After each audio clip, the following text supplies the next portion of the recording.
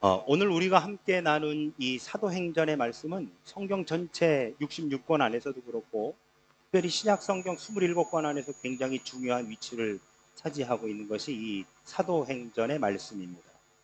여러분, 신약 성경의 전체적인 흐름은 크게 두 가지의 축으로 구성됩니다. 하나는 그 예루살렘과 유대, 이스라엘 땅을 중심으로 한 유대주의이고요.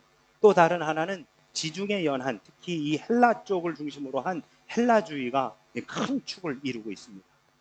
그래서 성경의 이 신약 성경의 제목만 봐도 마태, 마가, 누가, 요한, 히브리, 유다 등등의 이 유대주의가 등장하는 것을 볼 수가 있고요. 한편으로는 로마, 고린도, 갈라디아, 에베소, 빌립보, 데살로니가 등등의 헬라주의를 대표하는 이름들을 우리가 어렵지 않게 볼 수 있습니다. 그 숫자들을 헤아려 보면 여러분, 신약 성경이 전부 몇 권으로 돼 있죠? 신약 성경이 전부 몇 권으로 돼 있어요? 27권. 그렇죠? 27권으로 되어 있는데 숫자를 헤아려 보면 유대주의적인 문서들이 13권, 헬라주의적인 문서들이 13권이 됩니다.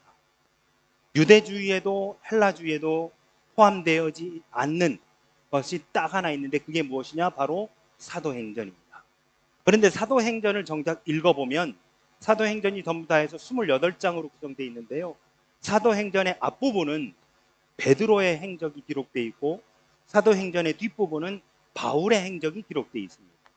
예수님께서 죽으시고 부활하시어 승천하신 이후 베드로의 행적을 기록하고 있는 것이 사도행전의 전반부가 되고 그 이후 바울의 행적을 기록한 것이 사도행전의 후반부가 되어집니다. 그러면 여러분, 베드로는 누굽니까? 예루살렘 교회를 중심으로 한 유대주의의 대표적인 지도자가 베드로가 되는 것이고요. 바울은요. 바울은 이방을 다니면서 교회를 설립하고 그리고 복음을 전한 이 헬라주의의 대표적인 사람이 바로 이 바울이 되는 것이죠.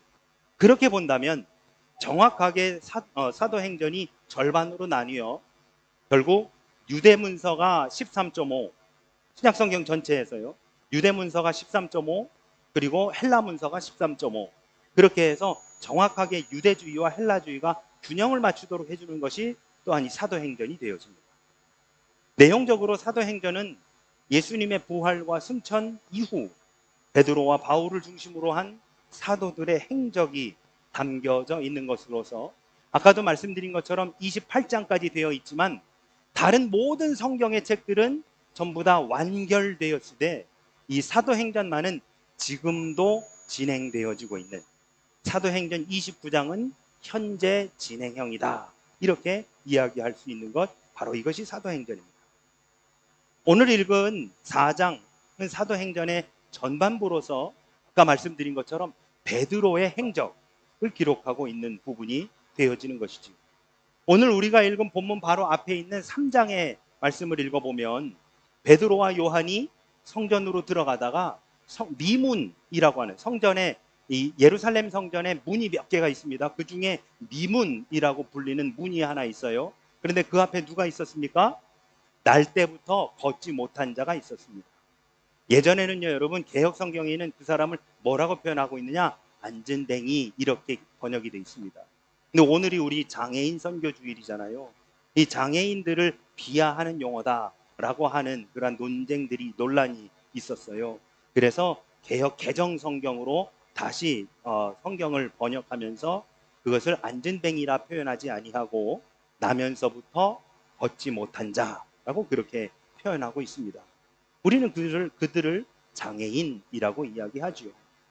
예전 성경에 우리 특별히 사사기에 보면 사사 에훗이 왼손잡이였다라고 하는 것이 선천적인 왼손잡이라고 하는 이야기도 있지만 그가 오른손을 쓰지 못하는 장애를 가지고 있어 왼손을 쓸 수밖에 없었다라고 하는 기록도 찾아볼 수 있습니다. 마찬가지로 성경에 이렇게 장애인들을 향한 그러한 구절들이 몇 군데 있는 것을 또한 보게 되어지지요.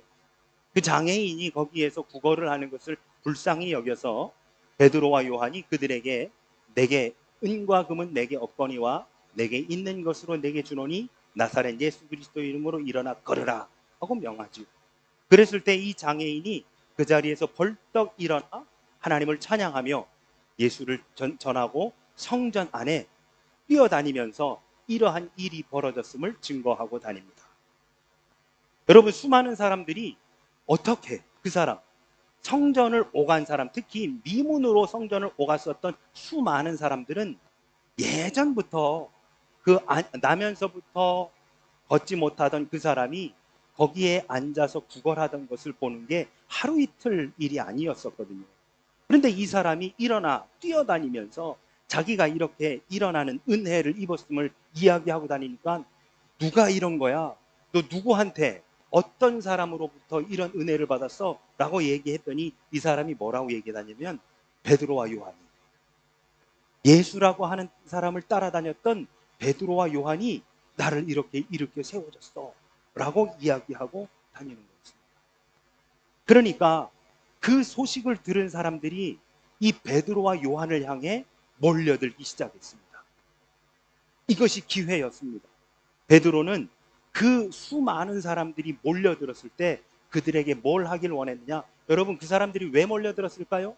자기도 그런 기적을 좀 체험해 보려고, 자기도 그런 문제를 좀 해결받아 보려고 베드로와 요한에게 찾아왔건만, 베드로와 요한은 그들에게 어떠한 기적적인 일을 베푼 것이 아니라 오히려 예수 그리스도의 복음을 증거합니다. 예수님이 우리를 위해 십자가를 지셨고 그리고 죽으셨으며 그 죽음의 권세를 물리치시고 3일 만에 부활하셨다.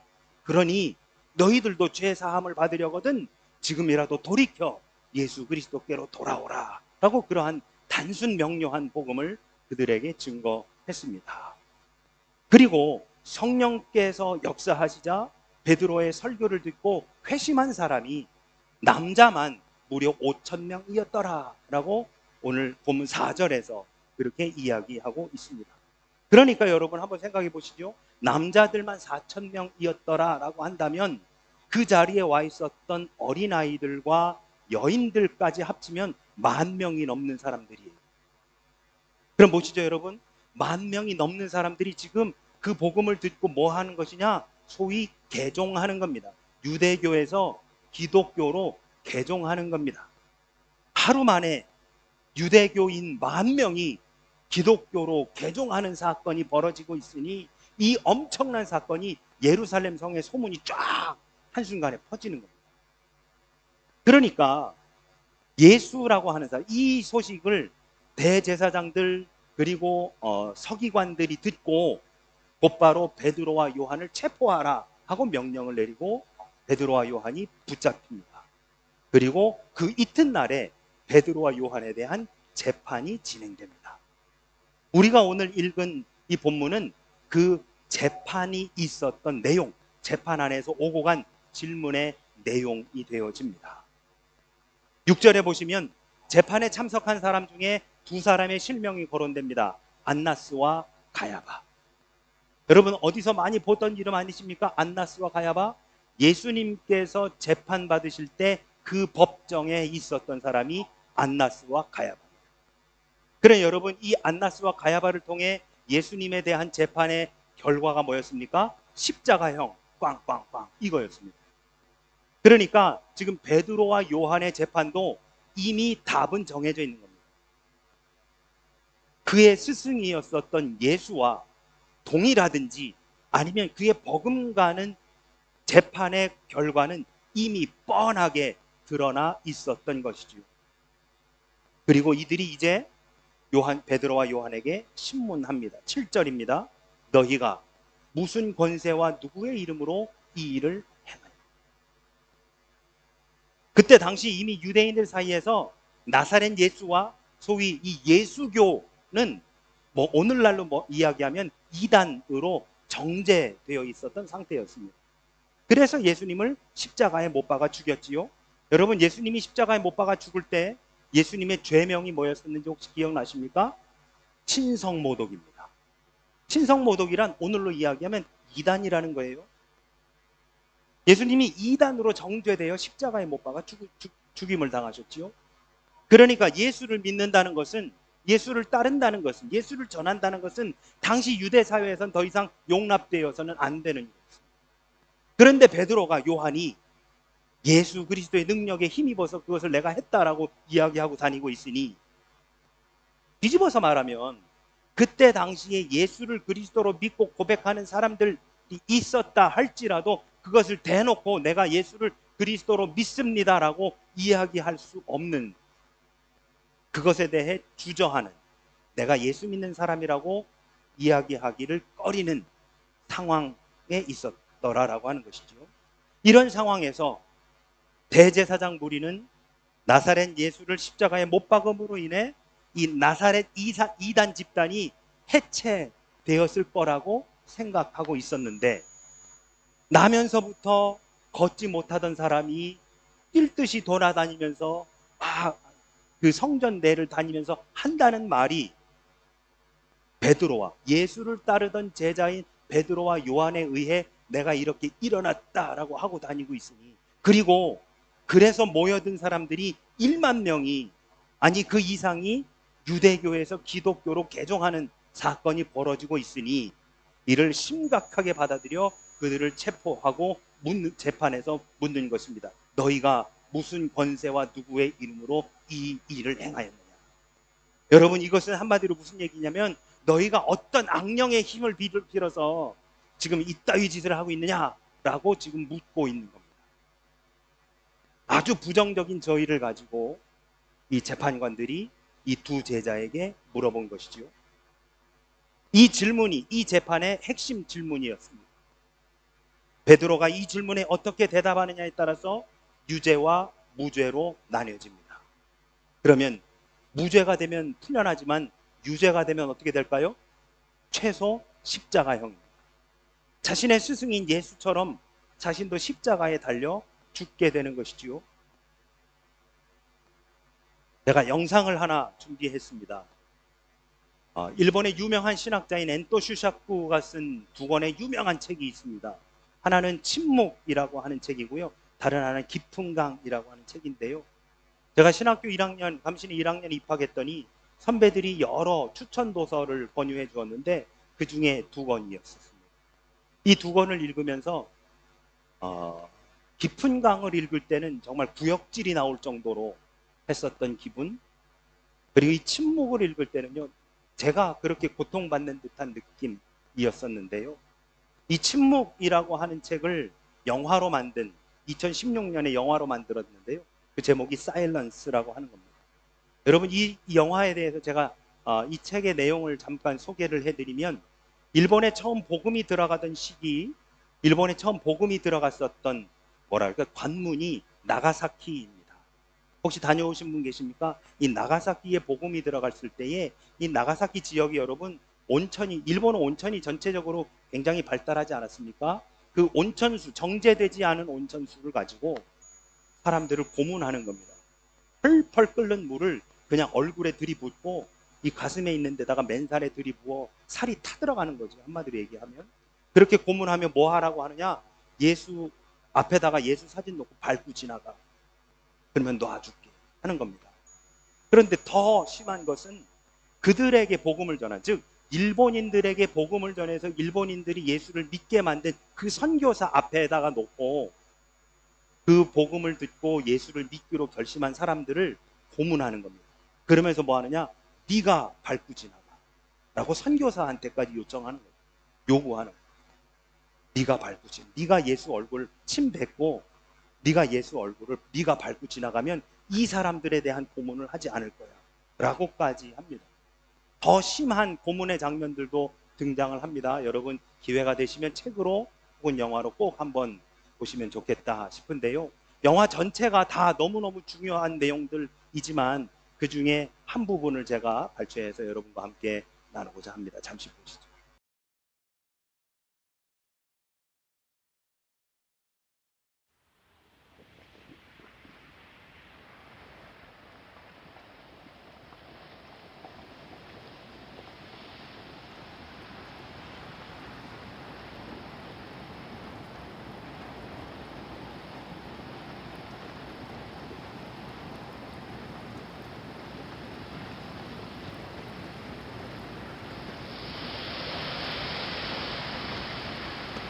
ませ。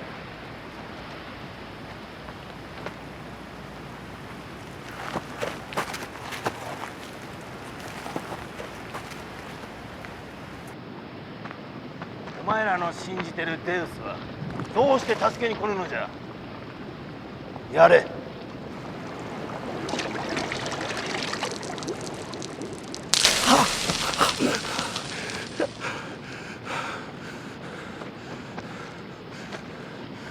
Praise to you, Lord Jesus Christ. 始めよ。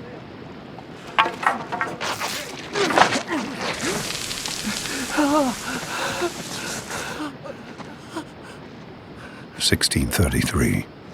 Pax Christi. Praised be God. もっと浴びせろ。 Although for us, there is little peace in this land now. I never knew Japan when it was a country of light, but I have never known it to be as dark as it is now. All our progress has ended in new persecution, new repression, new suffering. もっと浴びせろ。 They used ladles filled with holes so the drops would come out slowly, and the pain would be prolonged. Each small splash of the water was like a burning coal. The governor of Nagasaki took 4 friars and one of our own society to Unzen. デウスはどこにいる。 There are hot springs there. The Japanese call them hells, partly, I think, in mockery, and partly, I must tell you, in truth. 直樹。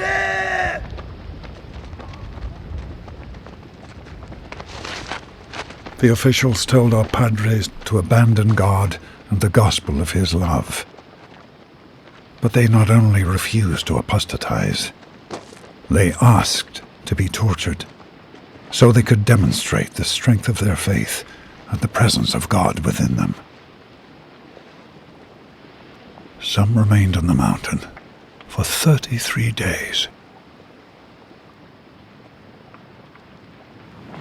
The story of their courage gives hope to those of us priests who remain here in secret. We will not abandon our hidden Christians who live in fear. We only grow stronger in his love.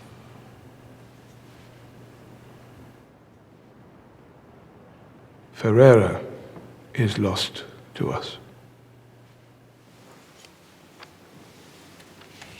This was his last letter. 지금 보신 그 2명의 신부에게 아까 그 고문당하는 현장을 보던 그 페레라 신부가 스승이 되어집니다. 그 사람들에게 배웠고 한마디로 신학교 교수님인데 그 페레라 신부가 나가사키에 가가지고 결국에는 제가 조금 스포일을 해드리면 결국 자기가 예수를 부인하고 한마디로 일본의 토착 종교로 오히려 개종을 합니다. 그리고 그 페레라 신부가 그렇게 됐다는 사실을 이 2 제자가 믿지를 못하고 우리가 직접 가서 페레라 신부를 만나보겠습니다 하고 일본으로 들어가서 거기에서 겪는 고초를 그린 영화가 바로 이 사일런스입니다. 그리고 거기에서 뭐라고 그들이 부르짖느냐, 마지막에 너무너무 극도의 본인이 고문을 당하면 차라리 낫지요. 다른 사람을 고문하면서 자신들이 전도한 사람, 그래서 자신들의 전도로 인해 복음을 받아들인 사람들을 그 사람들을 고문하며 그 선교사들에게 네가 부인하면, 네가 예수 사진 밟고 지나가고 네가 예수의 동상에 침 뱉으면 저 사람들에게 고문 안 할 거야 라고 하니까 그 극심한 그 심리적인 고통 속에 그들이 외칩니다. 하나님 왜 침묵하십니까? 라고 그렇게 외칩니다. 그래서 책의 제목이 침묵입니다. 예수를 부인하면 살려주고 예수를 시인하면 끝까지 고통받는, 나아가서 죽임을 당하게 되는 바로 이 상황. 영상에서 나오진 않았지만 예수를 믿는 사람들을 극심하게 고통하는 장면까지도 나오게 됩니다. 오늘 본문에서도 말 한마디, 베드로의 말 한마디, 너희가 무슨 권세와 누구의 이름으로 이 일을 행하였느냐라고 하는 바로 이 재판관들의 그 질문에 베드로의 말 한마디로 베드로와 요한의 목숨이 지금 걸려 있는 것이지요. 여러분, 베드로가 어떤 사람입니까? 사람들이 두려워서 죽음이 겁이 나서 예수님을 무려 3번이나 부인했었던 사람이 베드로입니다. 대제사장의 집에서 일하는 어린 소녀 종이 당신 갈릴리에서 온 사람 맞지요? 라고 할 때 오히려 그 아이를 혼내면서 무슨 말이냐? 아니다 라고 했었던 바로 그 사람. 다른 사람이 당신이 예수와 함께 있었던 것을 내가 보았다라고 했을 때 무슨 말이냐라고 하며 오히려 예수를 저주하고 욕했던 사람이 바로 베드로였습니다. 다 굴기 전에 3번이나 예수님을 부인했었던 사람이 바로 이 베드로라고 하는 사람이지요. 그러니 오늘 이 대제사장의 질문이 주어졌을 때 이전에 베드로라고 한다면 나는 예수를 몰라, 나는 누가 이렇게 했는지 몰라, 그냥 했더니만은 그 사람이 일어난 거지 나는 누가 했는지 잘 모른다라고 얼마든지 말할 수 있었던 가능성이 있는 사람이 베드로였습니다. 그러나 지금의 베드로는 이전의 베드로가 아닙니다. 예수를 위해서라면 자신의 목숨도 아끼지 않고 다 내려놓을 수 있는 사람이 오늘 본문 속에 나타나는 베드로인 것이죠. 너희가 무슨 권세와 누구의 이름으로 이 일을 행하였느냐라고 하는 대제사장의 질문에 이전에 베드로라고 한다면 오히려 예수님을 부인했겠건만 그에게 주어진 또 한 번의 기회에 베드로는 그의 목숨까지도 내어놓고 예수를 지킵니다. 9절과 10절에서 베드로가 뭐라고 대답하느냐? 만일 병자에게 행한 착한 일에 대하여 이 사람이 어떻게 구원을 받았느냐고 오늘 우리에게 질문을 한다면 너희와 모든 이스라엘 백성들은 알라. 너희가 십자가에 못 박고 하나님이 죽은 자 가운데 살리신 나사렛 예수 그리스도 이름으로 이 사람이 건강하게 되어 너희 앞에 섰느니라. 그에게 있었던 이 두 번째 또 한 번의 기회에서 그는 예수를 온전히 시인하고 인정하며 증거하고 있는 모습을 보게 됩니다. 베드로는 전혀 위축되지 않았습니다. 오히려 자신을 신문하러 모인 사람들 앞에서 당신들이 십자가에 못 박은 그 나사렛 예수 그리스도 이름으로 이 사람이 고침과 나음을 입었다고 선언하고 고백하고 있습니다.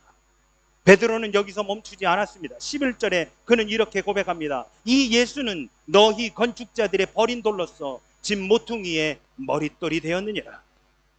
건축자들이 버린 돌이란 예수 그리스도를 의미하는 것이지요. 베드로는 그들이 부인한 예수님께서 가장 귀한 모퉁이의 머릿돌이 되셨다라고 말하면서 예수님이 바로 구약에서 예언한 그 메시아임을 거룩하고 엄숙하고 장엄하게 선언하고 있습니다. 여러분, 지금 보시는 그림과 같이 모퉁이돌과 모퉁이의 머릿돌은 좀 다릅니다. 여러분, 우리는 흔히 이 두 개를 같이 놓고 생각을 하고 그렇게 이해를 하는데요. 모퉁이돌이란 영어로 코너스톤이라고 하지요. 그것은 모퉁이돌은 제일 먼저 건물이 지어질 때 제일 먼저 놓고 하는 돌이 이 코너스톤 모퉁이돌입니다. 그런데 모퉁이의 머릿돌은 제일 마지막에 놓여지는 것이 모퉁이의 머릿돌입니다. 이것을 킨스톤 혹은 캡스톤이라고 하는데요. 그것을 통해 모든 것이 완성되어지는 것, 바로 이것이 모퉁이의 머릿돌이 되어집니다. 지금 그림처럼 다음 그림 한번 보시죠. 이 그림처럼 말이죠. 모퉁이돌은 제일 아래, 제일 먼저 놓여지는 돌, 모퉁이의 머릿돌은 제일 마지막에 놓여지는 돌, 그 완성을 말하는 것입니다. 그러므로 11절에서 베드로의 고백은 모두가 외면하여 십자가를 지시고 죽으신 예수님은 가장 마지막 최종적으로 궁극적으로 부활하시어 우리의 죄를 구원하신 메시아가 되셨다라고 하는 것을 의미하는 것입니다. 완성, 구원의 완성을 말하는 것이죠. 모퉁이의 머릿돌이라고 하는 것은 구원의 완성을 의미하는 것입니다. 나아가 베드로가 대답한 장엄한 신앙 고백의 클라이막스는 12절에서 등장합니다. 다른 이로서는 구원을 받을 수 없나니 천하 사람 중에 구원받을 만한 다른 이름을 우리에게 주신 일이 없습니다. 이전의 베드로가 아닙니다. 예수를 위해서라면 이제는 자기 목숨도 아끼지 않는 베드로를 우리는 보게 됩니다. 왜 그럴까요? 그는 십자가에서 죽으시고 부활하신 예수님을 직접 만났기 때문입니다. 예수님께서 십자가에서 죽으신 뒤 베드로는 오히려 너무 허탈하여 다시 예전의 직업인 어부로 돌아옵니다. 갈릴리 호수에서 그물을 깃고 있는 그에게 부활하신 예수님이 직접 찾아오시어 그를 만나주셨습니다. 내가 부활했노라. 그렇게 찾아오신 예수님을 보고 바로 그분이 하나님의 아들임을 베드로는 확신할 수 있었습니다. 베드로는 바로 그제서 예수님이 돌아가시기 전까지, 십자가를 지시기 전까지는 그의 수제자라고 불렸지만 그는 그저 예수님을 따라다녔고 예수님을 쫓아다녔을 뿐, 그분이 진짜 예수이심, 그가 진짜 그리스도이심을, 그분이 진짜 하나님의 아들이심을, 그분이 진짜 메시아이심을 언제 알았느냐? 부활하신 주님을 만난 그 another chance, second chance, 또 한 번의 기회에서 결국 그는 만나게 되었더라 라고 하는 것이지요. 그가 하나님의 보내심을, 메시아이심을, 하나님의 아들이심을, 유대인의 왕이시오 만왕의 왕이심을 그러므로 담대하게 증거할 수 있었던 것입니다. 여러분, 혹시 내가 예수 믿는 것에 대해 다른 사람들이 아는 것을 여러분은 어떻게 생각하십니까? 과거 사람들 앞에서 예수님을 부인했었던 베드로처럼 예수에 대한 나의 믿음을 숨기고 혹시 부끄러워하신 적은 없으셨던가요? 혹시 누군가가 내가 크리스찬이라고 하는 사실을 알까봐, 내가 영광교회 교인이라고 하는 것을 알까봐 혹시 쉬쉬하고 계시지는 않으십니까? 예수가 나의 구원자라고 하는 확신하는 사람에게 복음은 부끄러운 게 아닙니다. 예수가 나의 구원자이시고 나의 메시아라고 하는 것을 확신하는 사람에게 내가 크리스찬이라고 드러내는 것은 전혀 부끄러운 일이 아닙니다. 내가 그렇게 살지 못하고 있는 것이 부끄러운 것이지, 예수가 나의 메시아라고 하는 사실을 드러내는 것이 뭐가 부끄럽겠습니까? 이전에 나는 그것에 대해서 담대하게 이야기하지 못했었더라면 하나님께서 우리에게 또 한 번의 기회를 주십니다. 마치 베드로처럼. 베드로는 자신에게 온 이 또 한 번의 기회를 살렸던 사람입니다. 이전에 자신은 예수를 부인하고 예수를 모른다고 그렇게 했었던 사람이지만 지금의 베드로는 예수님을 위해 자신의 목숨까지 내어놨던 사람입니다. 내가 예수를 부끄러워하고 있다면 그것은 내가 아직 주님을 살아계신 하나님의 아들로 확실하게 믿지 못하고 있기 때문이 아닐까요? 사랑하는 우리 영광의 성도 여러분, 믿음을 갖고 있다는 사실을 자랑스럽게 여기시기를 주의 이름으로 축원합니다. 예수님이 나를 위해 십자가를 지셨다는 사실을 기쁨으로 받아들이시기를 주의 이름으로 축원합니다. 그분이 부활하심을 감사함으로 고백하시기를 축원합니다. 오직 예수님만이 우리의 구원자이십니다. 예수님 외에 구원받을 다른 이름을 우리에게 주신 적이 없으십니다. 한때 베드로도 예수님을 부인했었습니다. 그러나 예수님은 그런 베드로에게 또 한 번의 기회를 주셨습니다. 우리들도 베드로처럼 주님을 부끄러워했을 수 있습니다. 주님을 인정하지 않았을 수 있습니다. 그분을 만나지 않았었더라면 하고 후회했었을 수 있습니다. 그것은 이전의 우리들입니다. 이제 우리는 예수님이 부활하신 그 부활의 주님을 만난 우리는 또 한 번의 기회를 부여받은 하나님의 백성들입니다. 이제 우리는 그분이 나를 위해 죽으셨다, 나를 구원해 주셨다고, 우리 모두를 위해 이 땅에 오신 하나님의 아들이시라고 담대히 선포할 수 있어야 할 것입니다. 사랑하는 여러분, 어디서나 누구 앞에서나 우리 영혼의 유일한 구원자 되시는 예수 그리스도를 자랑스럽게 그리고 담대하게 전할 수 있는 저와 우리 모두가 되시기를 예수 그리스도 이름으로 축원합니다. 아멘.